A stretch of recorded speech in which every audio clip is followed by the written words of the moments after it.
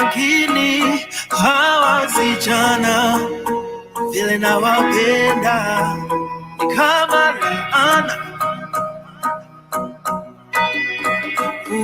So generation, I'm the storyteller. Nasikia walevi huota na bia, lakini kuna siri ndawaibia leo. See, I'm not addicted to alcohol, I'm not a victim, not at all. Yalimpata Samson, yakampata Solomon. Situation got tricky. Right, 26 minutes are gone after 6 p.m. Good evening. Welcome to the 1873 FM. The name is Wildfire DJ. Thank you so much for choosing us and selecting us to be your platform of choice at the 1873 FM, your voice, your power. All right, this is a special broadcast on the 1873 FM. All right, some of you might have seen the headlines. Some of you might have seen the story trending on social media when Jube High School students in Bulawayo decided to embark on a demo or just demonstrating for their education. And they were joined by their teacher, who I happen to have located somewhere in Africa. As you know, our duty is to find a story, get to understand a story behind a story. All right, so I'll be chatting shortly to Mr. Brian Mutsiba, all right, who is, I don't know whether he's still a teacher or is a former teacher in Jube High School. All right, we get to find out on the 1873 FM. Keep it locked, stay tuned as we chat to Brian this evening on the 1873 FM. Make sure that you tell a friend to tell a friend. It's an exclusive one. All right, and spread the word. Stay tuned. We'll return shortly.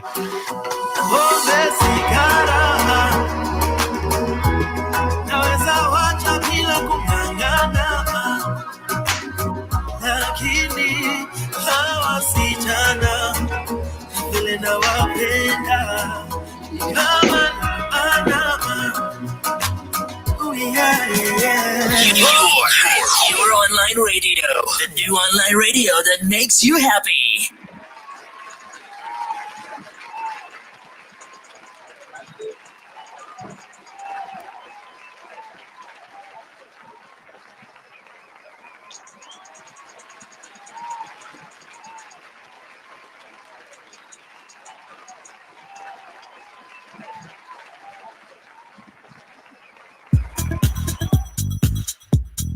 All right, 28 after 6. All right, let us welcome Mr. Brian. Mr. Brian, good evening. Good evening, Wildfire. 1873 okay, seem not to be able to hear Brian there. Brian, can you hear me? I can hear you, Wildfire. Right, just hold on a second. I think we might have an issue on the studio side. Stay on the line for us while we fix that issue. And to those that are joining us, thank you. Right, we'll return shortly. Right, let's see if we've got Brian again. Brian, good evening. Good evening, Wildfire. How you doing? I'm doing good. Thanks for having me on 1873 FM. All right, and thank you actually for joining us this afternoon. All right, let's get straight into it. Who is Brian Mutsiba? My name is Brian Mutsiba. I'm a Zimbabwean. I'm a teacher, born and bred in Bulawayo. That's where I grew up. That's where I got part of my education. Later moved on to Usai Teachers College, the University of Zimbabwe. And finally, Pindura University of Science and Education. I am a teacher stationed at Jube High School, where I teach sciences. And my area of specialty is biology. Oh, okay. Right. And now, thank you for clarifying that you actually grew up in Bulawayo, because the stories that we've picked up on social media. Teachers College, the University of Zimbabwe. Finally, I grew up in Bulawayo. Part of my life, I teach I grew up in Zilikazi, Mpopoma, Famona, a bit of Luveve, and currently I was in Makandini. That's where I was staying. So, I mean, Brian, take us through that morning when students decided to embark on that demonstration. Was it a demonstration? Was it a strike? What was it? Take us through that morning. What transpired? If I actually started on that morning, I think I'll be rather unfair to our viewers and our listeners. But the story actually started sometime back last year. You'd realize that we're having a lot of problems in the education system as such. We find that our learners lost a lot of learning time, especially the whole of last term. And this thing went on to go on even this year. Prime or at the pinnacle of it all was the fact that we as teachers, we as professionals, we were saying we were incapacitated due to the meager salaries that we were obtaining. So as a result, you'd find that with most of our unions, with some unions, the incapacitation was total. With some unions, it was go to work for 2 days. But at the end of the day, what was happening is that the children now were not getting enough learning time. So there comes a time now when your students come to you as a teacher, a friendly teacher, and they say, sir, so where is this all going? We're not learning and so forth. And to make matters worse, we get a situation whereby we go into 2020 and we find fees in most government schools shoot up. Like in my case, where I teach, our fees were $92. They shot up to $440. But I could cite government schools that have worse fees, especially if you look at boarding schools, where we had some boarding schools charging $3,000, $4,000, $5,000, and so forth. But at the end of the day, what was really touching is now when kids say, we're going into A levels or we're now exam classes and we're not really getting enough tutorials, we're not really getting enough lessons. So we find ourselves, or we find the kids in a plight, in a dilemma, whereby they are saying, come November, we're going to write examinations, but on the ground, nothing is really happening. So as a teacher, as a practitioner, and as someone who understands human rights, you then say to your kids, you actually enlighten them. Now, if you guys have got such an issue, you are free to express yourself. And please call me very well. You enlighten. So you are saying that the students actually raised the issue. The students are the ones that were concerned about their well-being. Is it because teachers are not getting paid enough, or the environment for you as a teacher or as an educator was not conducive for you to actually conduct your duties? No, what we're actually saying is, and I'm sure maybe the unions have also expressed it, is when, like I earlier said, when the teachers are incapacitated, that basically means that they do not have enough resources to carry out their duties in terms of things like salary. Yeah. Okay. So some people in the society are saying that you used your students to achieve your own personal goals. That's not true, and that's misguided. That is very wrong. As much as people are free to their own opinions, that is very, very, very, very wrong. Why don't we go down to the basic root of the problem rather than point a finger at an individual?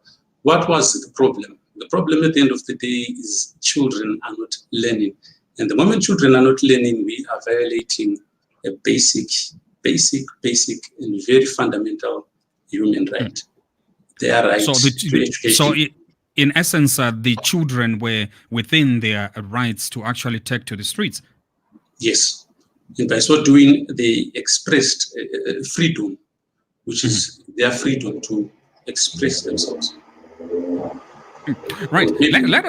Let us go to that very day. As much as we took it back to where the problem started, but after the demonstration, all the children were actually rounded up, and I think I'll be right to say these were minors that were rounded up by the police.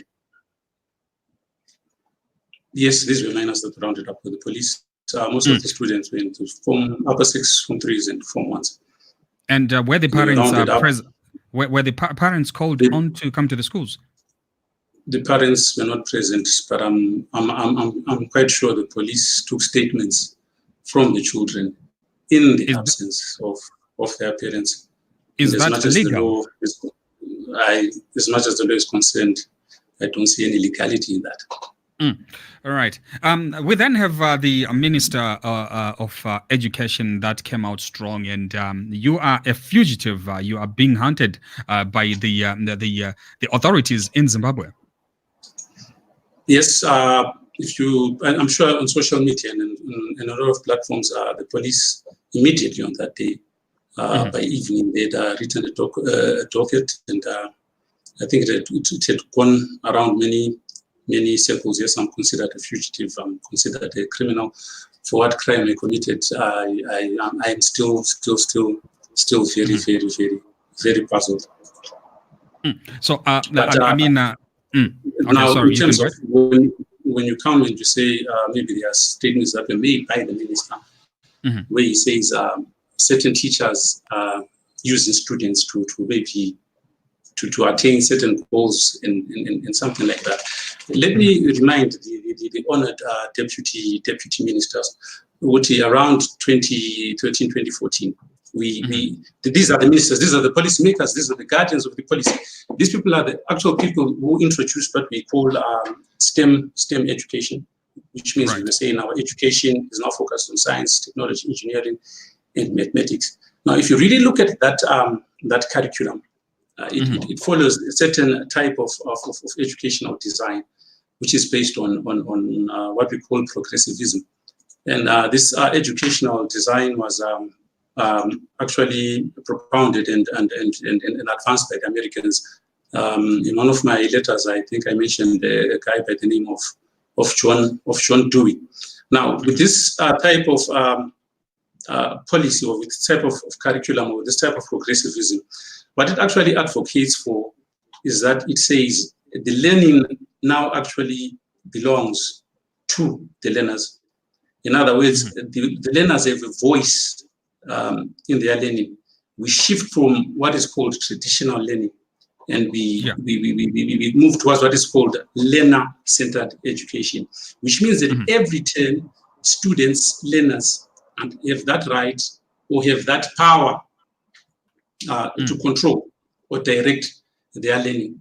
So if Juba students went out to the streets and became progressive and expressed their feelings and were saying, no, our education should be going in this direction, they were actually exercising that something that was introduced by the government and not me. So I'm puzzled by the deputy minister when he says I was achieving my own personal agenda. My question to him would be, weren't you the guys who put this STEM curriculum into place? So I read something that you posted. I think this is your response to the minister, where you say, Dear Deputy Minister of Education, get your facts right. Children have the right to education, and freedom of expression is no crime. Stop playing the devil's advocate that a pickpocket is a way out of your league. Say something sensible next time. So is this sort of a smear campaign on your person by the minister? I'm sure it's a smear campaign. it's definitely a smear campaign, because he has no right, or he has no ground to say that was done on my personal capacity to push my own personal agendas. To that, I definitely say no. All right. And now you obviously on the run, as they've put it. And are you safe where you are? Currently, I can say yes, I am safe. But what I can also say is, for how long? That much I do not know. For how long? That much I do not know. And I also came across a tweet that your daughter was also being victimized. Yeah, soon after I laid low, then I fled the country. She was continually subject to questioning from the police. The mother was not there, the aunt was not there, the guardian I left with, the custodians that I left with, they were not there. So she was continually taken out of class and asked questions about my whereabouts. And then obviously other players within the political space are sort of taking this on the tribal ground, saying, look, you don't belong to Bulawayo. But then in the beginning you mentioned that you were born and raised in Bulawayo, you grew up in Bulawayo, did all your education in Bulawayo. Are you affiliated to any political parties? No, I am not affiliated to any political party. What I can simply say is, on the morning of January 20, in the belief that what students were doing was right, in the belief that they were expressing their freedom of expression, and that they were fighting to defend their right to good and quality education as a human being on humanitarian basis, and as a teacher acting in local parentis, because when those kids come into a school, naturally I also become the parent. There is no way I was going to let the kids go out and leave them alone. And in my own personal space and in my own personal belief, I actually believed what the kids were fighting for was justifiable, and I felt it was also a good cause. But did the school approve of you joining the students, or is it something that teachers ought to do? When students go out, teachers are supposed to be with the students everywhere they go? No, I did not get any authorization from the school. I did not get any authorization from anyone. But I simply say to myself, these kids are fighting for the justified cause, so why not join them? You took out the national emblem, the flag. Why? Right, I took down the national emblem, as you rightfully said. It's an emblem, it's a Zimbabwean emblem. So we are saying this is Zimbabwe. And if you saw on one of the posters that the children had written, they say this is for every Zimbabwean child. So that was what the flag was standing for, to show that what Njube High School students were doing was for every Zimbabwean child, not for Njube High School alone, because I'm sure all schools, all government schools in Zimbabwe had raised their fees. So the issue with the flag was to simply represent and show that we were doing it, the kids were doing it for the whole of Zimbabwe and not Njube High School alone. And I saw the students actually carrying also the portrait of the president. What statement were the children putting forth by carrying the portrait of the president? They were crying to their national father. As you know, if you are the president, you are the national father, you are the father of the kids, so they were naturally crying to their father. Would you say that that had an impact? Did it reach the president's ear? Did the president react to listen to these kids that are crying to him as the father of the nation? I couldn't say, because as far as I'm concerned, he hasn't commented on the issue. So I wouldn't know. Right. But obviously he said, or maybe he's telling the deaf ear, I wouldn't know. Right. We also will be joined also on the other line by Simba Chikanza, also one of our simulcasting platforms, simulcasting broadcasters. Also, he has a couple of questions. While we wait for Simba to connect, in In terms of finances, how are you handling it? Are you managing on your own out there in the wilderness? Yeah, I'd like to say this. There have been quite a number of people, well-wishers, strangers, total strangers. There have been a number of humanitarian organizations. There have been people who have come in. I'm so sorry I can't say them by name. I also have to protect their identities, but I've had people coming in and helping out. People who also feel that this was a justifiable cause. I'd really like to give out a heartfelt thank you and express my uttermost sincere gratitude.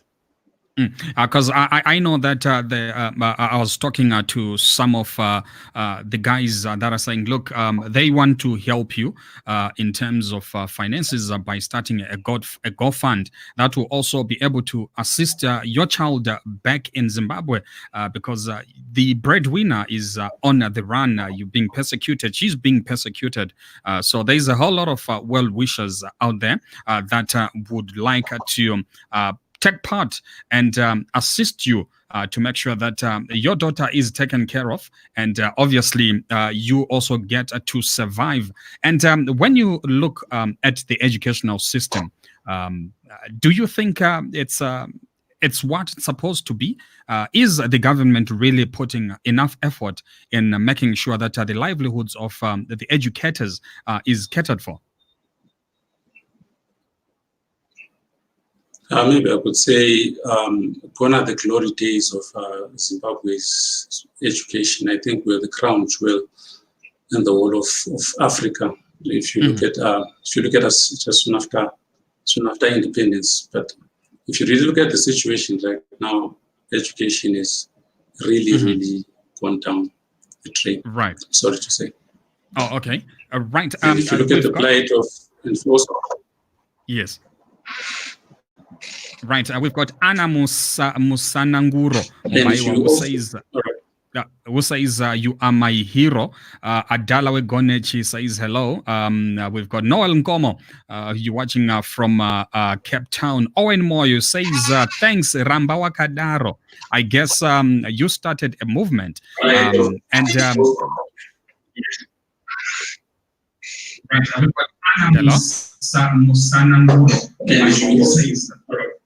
Who says you are my hero? Adalawe Bonechi says hello. A bit of feedback. See if we can sort that out. We return shortly. It is the 1873 FM, and we're chatting to Brian Mutsiba this evening. Welcome to my crib. Just kidding, Pete. This is my crib. Come on in. Thanks to Telcom Smart always here, kicking butt all over the globe. Wow, Apple TV.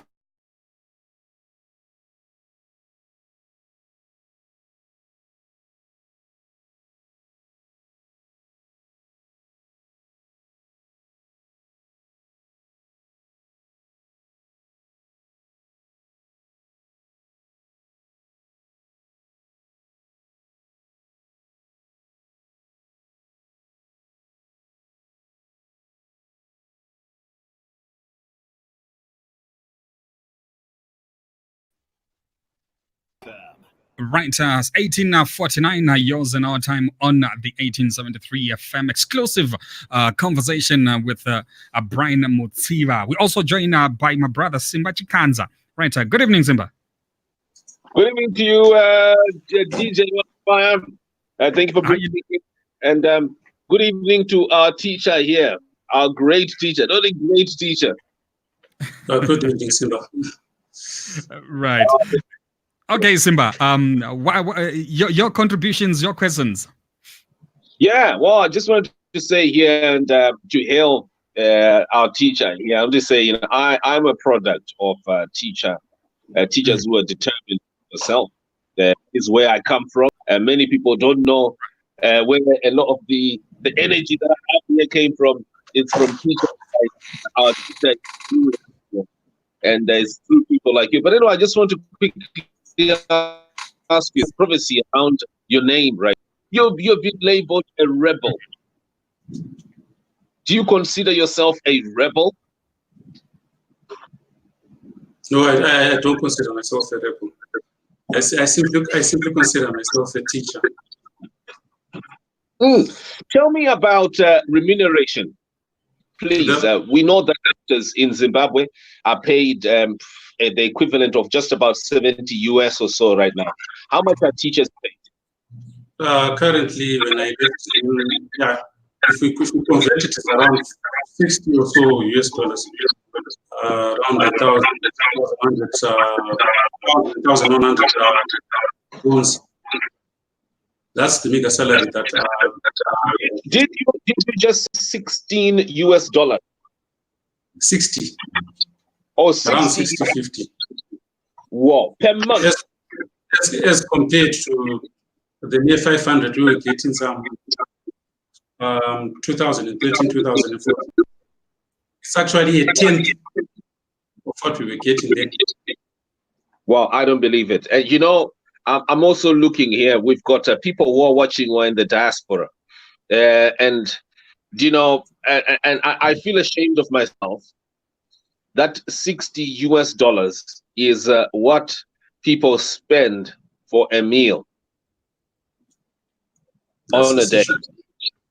And this is really dire, Simba, because I mean $60 and this has to last you the whole month. You've got a family to take care of, and obviously you come to work.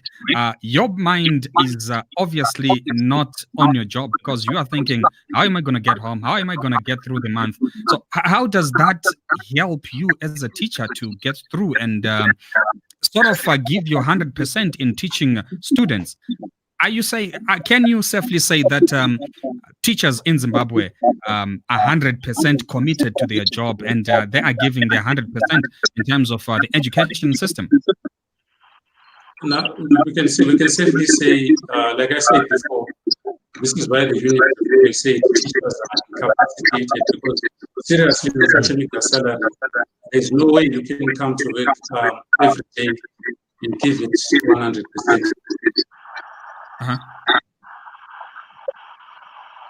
Okay, all right. To our viewers and listeners, those who are joining us, thank you so much. Keep your comments coming through. As we wrap up this conversation, Simba, I'll throw it back at you. Your last contributions? Sorry, you're asking me. I apologize. I was just attending a small problem here. Yeah, no, I was saying your last contributions as well as we wrap this one up. Absolutely, yeah. So I know I came in a bit late there. You know, on the day when this incident happened, and I hope I'm not wrong here. When this incident happened, sir,